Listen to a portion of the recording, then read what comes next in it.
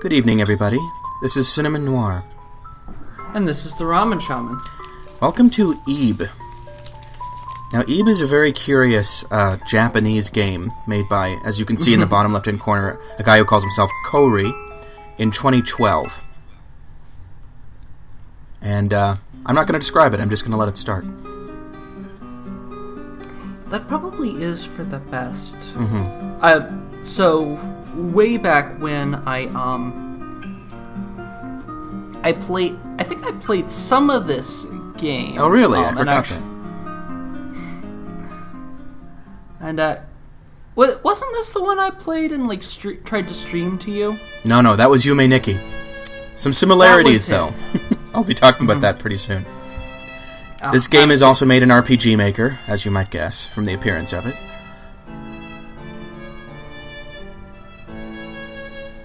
So yeah, Ebe, which is basically a Japanese rendering of the name Eve, is a little girl. I think she's 9, and she's going with her parents to this art gallery to see the works of a late artist who's called Weiss Guertena.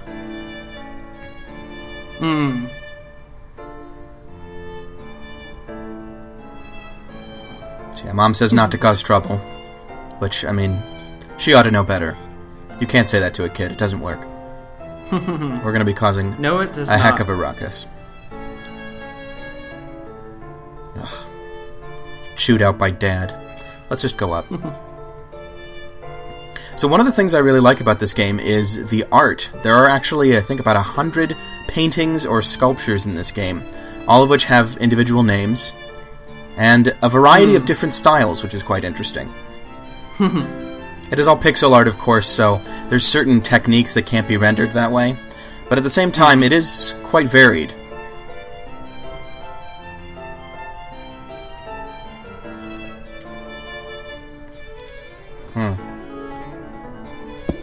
I think as a 9-year-old, we can't really appreciate art on the same level as this guy.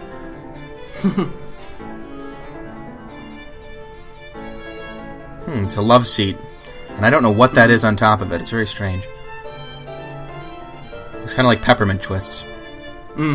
Oh, so an interesting thing there. This happens a lot, actually. There are certain words that Ebe does not know, because she's very young. So it'll just put question marks there, if Ebe doesn't know what they are. I remember that.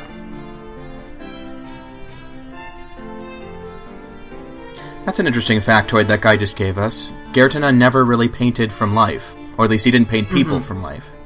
It was always an imagined person. Guertena's kind of obscure, you know. You probably haven't heard of him. Nah. Have you ever seen the video Hipster Superman? Don't think so. I love that video. It's like 20 seconds long. It's almost Vine-like in that sense. But there's these two girls at a record store, and they're looking at two different LPs, and they're like, which one should I get? And the guy goes, Neil Young, After the Gold Rush. You probably haven't heard of me. I'm Hipster Superman. Pretty obscure. Anyway. Oh, look, a picture of a cat. That's something anyone can appreciate. Actually, the question mark thing makes me think of the rival from second-gen Pokemon. Yes, what is that painting's name? I forget. I do wish there was an old, curator figure in this game, like Professor Oak, but there's no one like that. That would be too nice. Speaking of things that are not very nice, everyone has just left. Oh my. A little unusual. Maybe there's a special event happening, I don't know. Ebe, as we'll see, has a tendency to sort of space out. And that might be what happened here. A little bit, yeah. Except that wouldn't explain why the clerk isn't at the desk. Or that. It wouldn't explain that either. This isn't good. Anyway. Ignore that save screen. It features a character who we're not supposed to see yet. Spoilers. In this first video, I try to save very quickly, so your exposure to that spoiler is as limited as possible. Yeah. Fair enough, I suppose. So later on, we find out that this is actually Abyss of the Deep. That's the word that Ebe doesn't know. Interesting. I would expect a 9-year-old to not know the word Abyss. It's fair. True. Actually, I think that's involved in a puzzle later, so... Unless she reads a lot of Nietzsche. In which case, God help her. She has Nietzsche interests. Anyway, So, speaking of puzzles, this is in fact mostly a puzzle game. There's a little bit of what you might call reflex tests, but... Oh. Achoo. I like that little trick. It says it's either coughing man or sneezing man, and nothing happens, but when you walk away from it, it does the sneeze.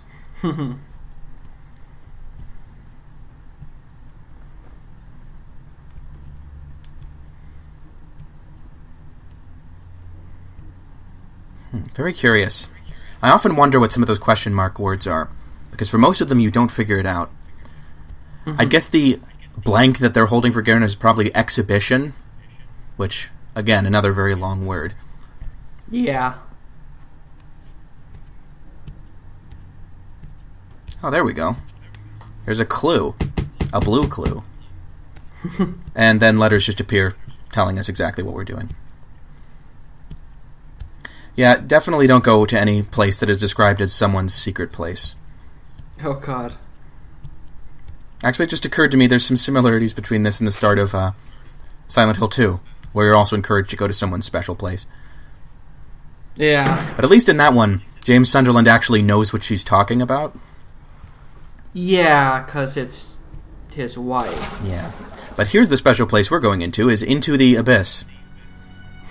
Where there are two paintings that have no titles. Very unusual for this game. Most pieces of art, even ones that seem like they're just background detail, will have a title.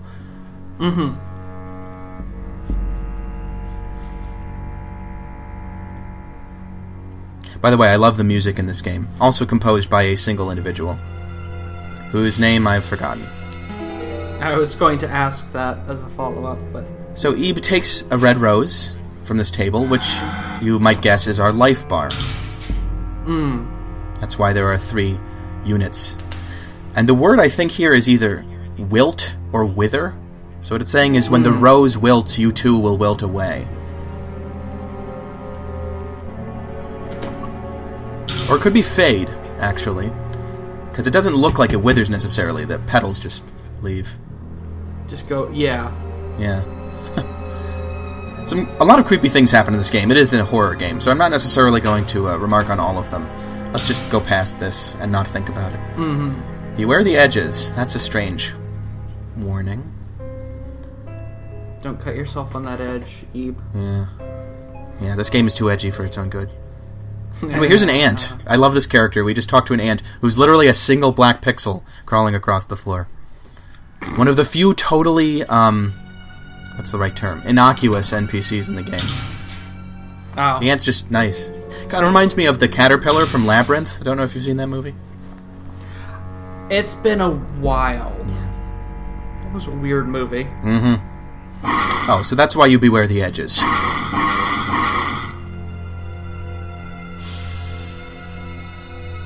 Oh, and this is the ant's painting. If you looked carefully at what the ant was saying, it was actually bragging about its painting. Interesting. So let's show it we have good taste.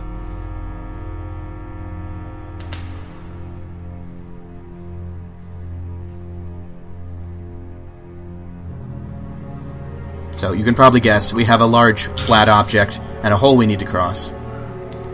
Fair enough. Pretty simple. Oh. Yeah. So, when you step across it, you smush the ant. Not nice. I guess it is a little bit funny. There's some, what you might call tragicomical touches in this game. Yeah. Kouri has a little bit of a sense of humor, but a very dark one. Oh. So, this is the first indication that you are not necessarily safe when you go through a door. This statue, which you might recall was called Death of the Individual, that is one of the major enemies in the game, and we'll see it a lot from now on. But luckily for us, it fell. Death of the author? Yeah, maybe. Oh, I'm sorry, Ant Guy. We had to use your painting. It's in a better place now. It's in painting heaven. Which is like a storage shed or something, I don't know. Anyway. Moving on. So, here's a cat door that will not let us through until we give it a fish key.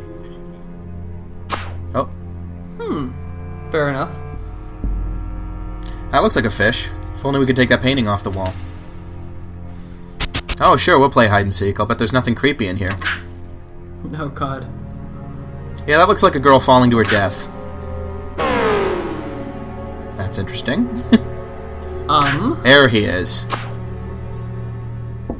Okay, Ooh. so it's always there. This isn't randomized or anything. But, each one of these things will show you something unusual if you open it up. And some, like this, will actually hurt you. So you gotta be careful. Ooh. Did you do that just to, like, show it happening? Yeah. That one will not only slap you, because it's a lady, you know, and you shouldn't stare at her, but it'll also close itself, so you can actually hurt yourself twice with it if you're stupid or careless. I forget. As I often am. How do you recover health? You'll see. A crack on the floor we could easily trip on. So yeah, vases filled with water are how we restore our rose to health. And you may have noticed, oddly enough, that it restored it to 5, so originally it was 3. Oh, uh-oh. That doesn't look good. That actually reminds me of the, Here he comes. There's no place we can hide. What are we gonna do? Oh my god. Oh. I know it sounds silly, but that reminds me of the kindled bonfire from Dark Souls. What about it? The fact that it would give you more Estus, Than you start with. Yeah. Oh yeah, I know what you mean. Oh. And here is the cat door, which I love. I would remind everybody that this is 3 years before Undertale came out, with its various dog items. Yeah, that painting just spat at us. And that spit is actually dangerous. Do not walk on top of it or you will lose health. Just when you've forgotten. What is that supposed to mean? I'm sure it's pointless. When life seems jolly rotten, there's something you've forgotten. And that's to laugh and dance and smile. Oh! That's what you were supposed to have forgotten. So yeah, there's more beware of edge hands. Interesting. This is one of my favorite rooms in the whole game, actually. The Liar's Room. So there are 6 people in this room. All but one of them are lying. Can you guess how you can tell who's telling the truth and who's lying? You might need to wait to see a few more of these.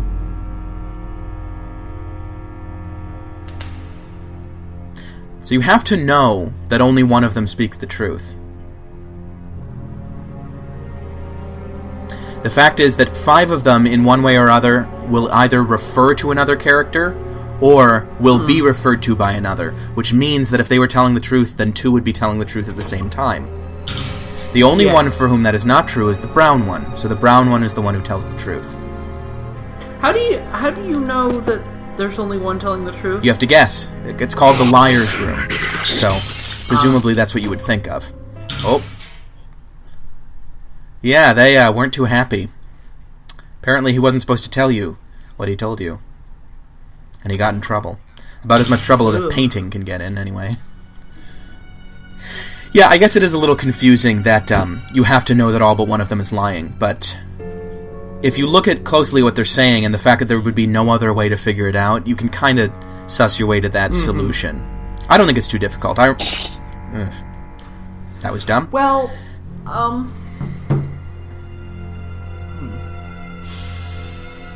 I forget where I was going with that. Sorry. Whatever. Don't worry, you're not the only one, because I show some phenomenally bad math in this section. Oh. So, the green, red, or pink, green, pink, and purple numbers we've all seen so far. The purple one was on the tile in that room, the Liar's Room. The red one was in the middle of the white painting, and the green one was on the doll. I believe it was something like 18 times 9 plus 4, or something like that. The answer is 166, which I ultimately get to, but only after going around in circles a little bit.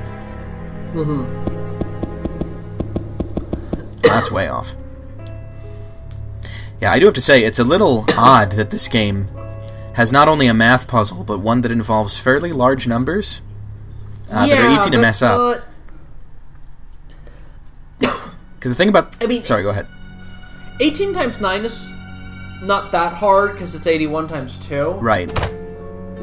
but still, like, if you weren't really great at math. Mental math, yeah. The thing about this game is because it doesn't deal too well with being clicked out of, you wouldn't want to just bring up a calculator to do it, so you would want to do it in your head. Mm-hmm. And ultimately, I do it in my head, but I just get a little mixed up.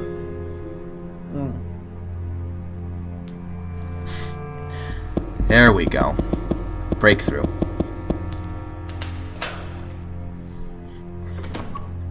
Ah, and our reward is an apple. I'll show you how to get apples. It's a wooden apple, but it's red, which means it must be painted. I guess it's appropriate, since Guertena was a painter.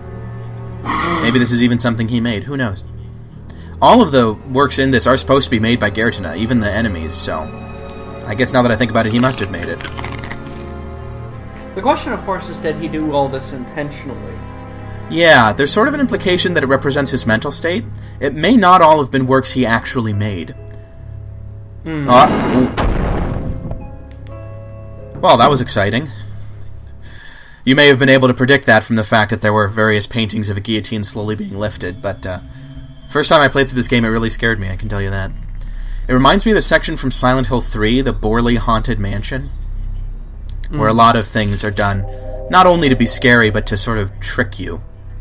Mm-hmm. Soul blanking blank.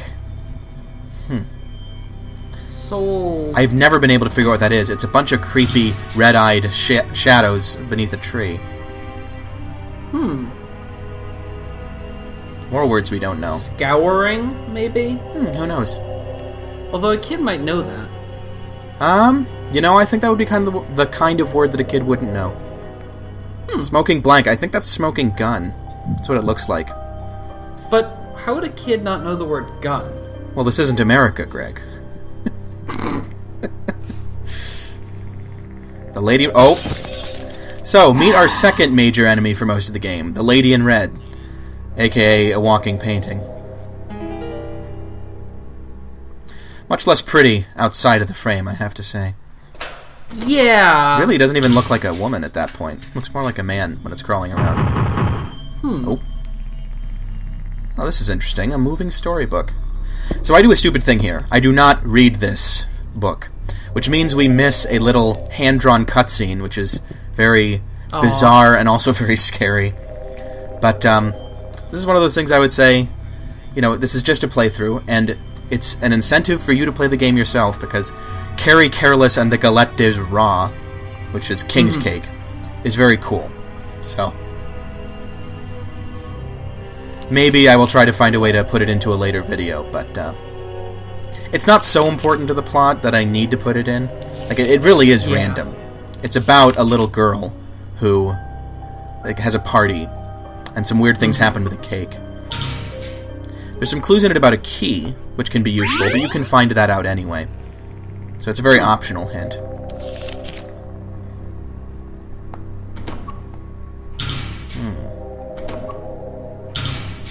Yeah, let's go to the right. Right usually means progress. So. Ooh. And here's a guy. Assuming that really is a guy and not a monster. Anyway, he's got a key, so let's just steal it. Just rifle through his pockets. Hey, why not? You do that in most video games. Yeah, but you're not like a 7-year-old girl in most video games. That's true. Not all games can be perfect, Greg. Fair enough. Anyway. No, he is not dead, actually, as we'll soon find out. He's just, sleeping? Knocked out, perhaps? Not really sleeping. Unconscious. That's the right word. So here are some blue petals, which is a little curious, because we have a red rose, and this looks like this is from a blue flower. A blue flower that this thing is eating, or at least working on. Let's get out of here. Now we're safe. No, we're not. No, we are not. Let's go back where it is now safe, which is inside the room. She never comes back in here. And that's sort of a clue to push you into coming back in here so you can find the blue rose. Although I feel like she could cut you off from that. She can. If you weren't careful. Actually, there are several points in the game where that can happen, so you have to be careful of it. This game can trap you. In that sense, I think it's kind of old-fashioned. it doesn't do everything to keep you from sidelining yourself. You can get into an unwinnable situation. Well... And I appreciate that. Or, I mean, in that case, you just die, right? That's right. It never puts you in a position where you'd have to restart the game. Mm-hmm. Oh. Yes, we're a friend.